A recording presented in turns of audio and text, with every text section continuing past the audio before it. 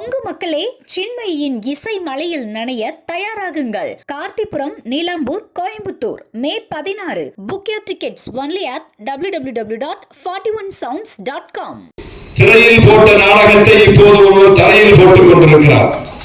இதற்கு மத்தியில் ஒரு மிகப்பெரிய அணி, மக்களை காக்கிற அணி, தமிழ்நாட்டின் மானத்தை காக்கிற அணி, சுயமரியாதை உள்ள அணி, திராவிட முன்னேற்ற கழகம் தலைமையிலான மதசார்பற்ற முற்போக்கு கூட்டணி. அந்த கூட்டணி தான் தமிழ்நாட்டின் மானத்தை காப்பாற்றும் என்பது நேற்று நிரூபிக்கப்பட்டிருக்கிறது.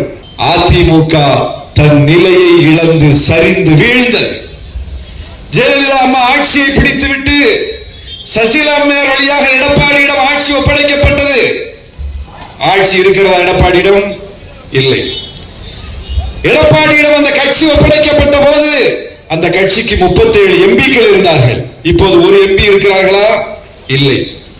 எடப்பாடியிடம் அந்த கட்சி ஒப்படைக்கப்பட்ட போது 45 விழுக்காடு வாக்கு வங்கி உள்ள கட்சியாக ஒப்படைக்கப்பட்டது. அதை சரிபாதியாக குறைத்து 20 விழுக்காட்டு வாக்கு வங்கிக்கு கொண்டு வந்து விட்டார் எடப்பாடி. ஏன்? பாஜக நீட்ட இடத்துல கையெழுத்து போட்டா, பாஜகவின் சொல்லை கேட்டால் அதிமுகவின் சொல்லை தமிழ்நாட்டு மக்கள் கேட்க மாட்டார்கள். அதிமுக இருந்த நிலையை இழந்து விட்டது. மோடி சொன்னா செய்யணும், அமித்ஷா சொன்னா செய்யணும்.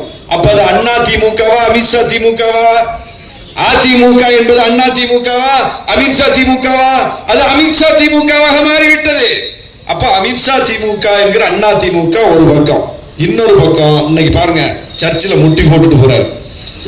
சினிமா நடிகைங்கிறத எல்லா இடத்திலையும் நிரூபிக்கிறார். அது ஒரு தனிப்பட்ட வழிபாட்டு உரிமை. அது நாளைக்கு தேர்தலை வச்சுக்கிட்டு இன்னைக்கு செய்யறாரு பாருங்க. நெருக்கடியான நேரத்தில் இந்த மக்கள் பாதிக்கப்படும் போது கூட யார் இருந்தார்? நீ வந்தியா? ஒரு கண்டன அறிக்கை விட்டியா? புரட்சியாளர் அம்பேத்கரை கொள்கை தலைவர்னு அறிவித்திருக்கிறிய? ஆணவ கொலைகள் நடந்தது, கவின் ஆணவ கொலை நடந்தது, எதிர்த்து ஒரு வார்த்தை பேசுனியா? மதுரையில மாநாடு போட்டிய, அந்த மாநாட்டில் அதை பற்றி பேசினியா? அந்த ஆணவ கொலை நடந்து ஒரு வாரத்தில் மதுரையில் மாநாடு, ஆனால் அதை பற்றி ஒரு வார்த்தை பேசவில்லை, ஒரு வார்த்தை பேசவில்லை. இப்படிப்பட்ட நடிகர் ஒரு புறம். சரி, ஊருக்கெல்லாம் பிரச்சனை வந்துச்சு, பேசல. கிறிஸ்தவர்கள் பாதிக்கப்பட்டாங்க, பேசல. முஸ்லிம்கள் பாதிக்கப்பட்டாங்க, பேசல. பட்டியலின மக்கள் பாதிக்கப்பட்டாங்க, பேசல. ஒன்றிய பாஜக அரசு பட்ஜெட்ல தமிழ்நாட்டை வஞ்சித்து, தமிழ்நாட்டுக்கு திட்டங்கள் தர மறுத்து, தமிழ்நாட்டுக்கான நிதியை தர மறுத்து, தமிழ்நாட்டை மோசமாக நடத்தக்கூடிய ஒரு பட்ஜெட்டை போடுது. அதை எதிர்த்து ஒரு வார்த்தை பேசல. தமிழ்நாடு பாதிக்கப்பட்டாலும் பேச மாட்டேன், எந்த மக்கள் பாதிக்கப்பட்டாலும் பேச மாட்டேன். சரி, ஓகே. அந்த ஆளுக்கே பாதிப்பு வந்துச்சு பிஜேபியால.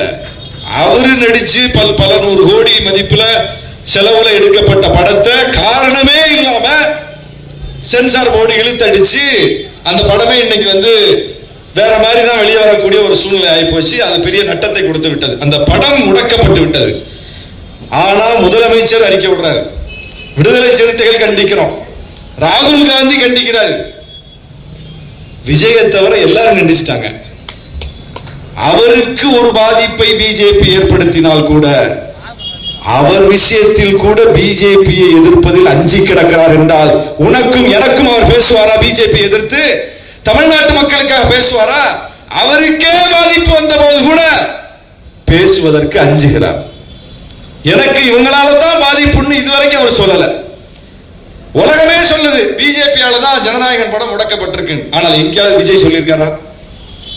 பிஜேபி தான் முடக்கி வச்சிருக்கு, மோடி தான் காரணம் சொல்லியிருக்காரா? எங்கேயாவது சொல்லியிருக்காரா? சொல்லல. எவ்வளவு பெரிய அச்சம், எவ்வளவு பெரிய பயந்தாங்கொள்ளி.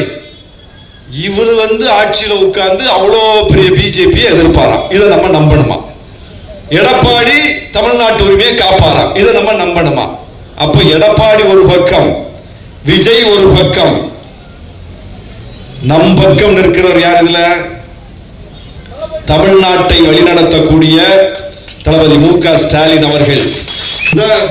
தூய சக்தி, ஆட்சியில பங்கு தர்றேன், அதிகாரத்துல பங்கு தர்றேன்.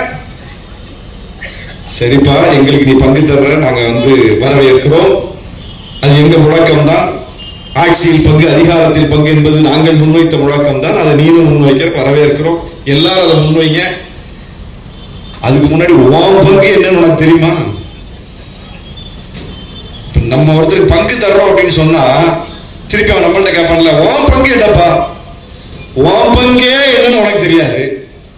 நீ 5 விழுக்காடா, 2 விழுக்காடா, 10 விழுக்காடா, எத்தனை விழுக்காடு? ஏதாவது ஒரு தேர்தலில் நின்றுக்கியா? விக்கிரவாண்டியில மாநாடு போட்டி அங்க ஒரு இடைத்தேர்தல் வந்துச்சு, அங்க நின்று உன் பங்கு என்னன்னு காட்டிருக்கலாம்ல. பெரியார கொள்கை தலைவரா வச்சிருக்கியா, அவர் பிறந்த ஈரோட்டில் இடைத்தேர்தல் வந்துச்சு, அங்க ஒரு தேர்தலில் நின்று உன் பங்கை நீ காட்டிருக்கலாம்ல.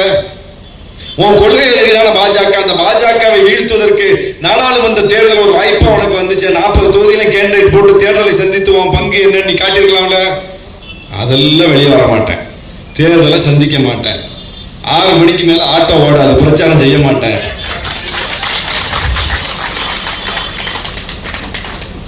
வாரத்துல ஒரு நாள் தான் வெளியே வருவேன். ஏங்க இது மக்கள் பணியா? இது மக்கள் பணியா? மக்கள் பணினா என்னன்னு தெரியுமா? மக்கள் பணினா என்னன்னு அம்பேத்கர் திடலில் போய் தலைவர் எழுச்சி தமிழரை சந்தித்து தெரிந்து கொள்.